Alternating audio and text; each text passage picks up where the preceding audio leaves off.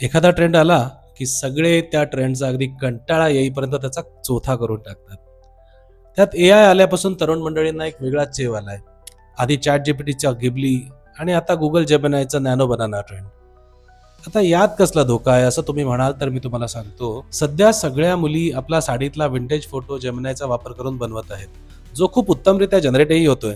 पण त्यातच एका इंस्टाग्राम युजरची एक अनसेटलिंग प्रतिक्रिया समोर आली, जिथे तिने आपला एक पूर्ण स्लीव्ज मधला फोटो अपलोड केला आणि जेमिनायने तिला स्लीवलेस ब्लाउज मधला साडीमधला एक फोटो बनवून दिला. पहिल्यांदा तिला तो फोटो आवडलाही, पण जेव्हा तिने निरखून पाहिलं तेव्हा तिच्या जो फोटो रेफरन्स मध्ये दिला होता तो पूर्ण स्लीव्ज मध्ये असतानाही तिच्या खांद्याजवळ असणारा एक छोटासा तीळ जेमिनायने जनरेट केला होता. त्यामुळे तिला प्रश्न पडला की माझ्या खांद्यावर असणारा हा तीळ जेमिनायला कसा माहित पडला. आणि यामुळेच आता सर्वांना हा प्रश्न पडतोय की एआय सिस्टम्सना या सर्व गोष्टी कुठून समजतात. सुरुवातीला गुगल या नॅनो बनाना ट्रेंड विषयी काय बोलत आहे ते बघू. तर गुगल जेमिनाय मध्ये सेफ्टी फिल्टर्स आहेत जे हार्मफुल किंवा इनअप्रोप्रिएट आउटपुटचा धोका कमी करतात.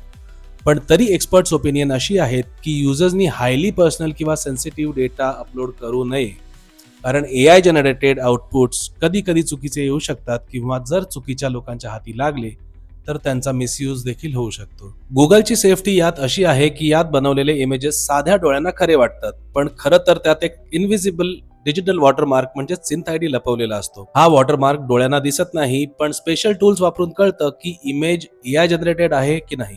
तसंच त्यात मेटाडेटा टॅग सुद्धा ऍड केलेले असतात. पण हे एआय आपल्या आयुष्यात आलं आणि गोष्टी सुकर झाल्यासारखं वाटू लागलं. एका सिंपल प्रॉम्प्ट मध्ये गोष्टींची उत्तरंही मिळू लागली. इथवर सगळं ठीक होतं, पण आता ही एआय मॉडेल्स हळूहळू चित्रही काढू लागली होती. मिडजर्नी म्हणू नका, परप्लेक्सिटी म्हणू नका, चॅट जीपीटी म्हणू नका, हे सगळेच या रेसमध्ये उतरले आणि मग प्रथेप्रमाणे सोशल मीडियावर हळूहळू वेगवेगळे ट्रेंड सुरू झाले. गिबली आर्ट नावाच्या वाहत्या गंगेत तुमच्याप्रमाणे मीही हात धुवून घेतले होते. त्यालाही आता बराच काळ लोटला आणि काही चर्चांमध्ये मी लोकांना ही एआय मॉडेल्स तुमच्याबद्दल काही एक्स्ट्रा माहिती जाणतात असंही बोलताना ऐकलं. आपल्याकडून दिलेल्या माहितीवर ही मॉडेल्स स्वतःला ट्रेन करत असतात, इम्प्रूव्ह करत असतात, हेही नक्की.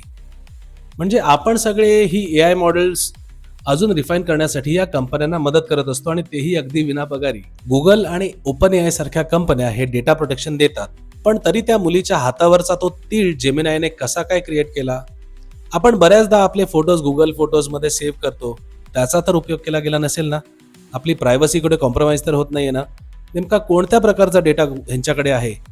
खरं तर यांची उत्तरं मलाही माहिती नाही आहेत, कारण हे प्रश्न जोवर ट्रेंड सुरू आहे तोवरच विचारले जातात आणि ट्रेंड एकदा संपला आणि नवीन कुठला ट्रेंड आला की आपण सगळं विसरून त्या नवीन ट्रेंडच्या मागे लागतो. पण या सर्व ट्रेंड्सच्या मागे किती व्हावत जायचं हे आपलंच आपण समजून घेतलं पाहिजे. तोवर तुम्ही अशाच माहितीपूर्ण अर्थपूर्ण व्हिडिओज पाहण्यासाठी दुर्बीणला इंस्टाग्रामवर फॉलो करा आणि यूट्यूबवर सबस्क्राईब सुद्धा करा.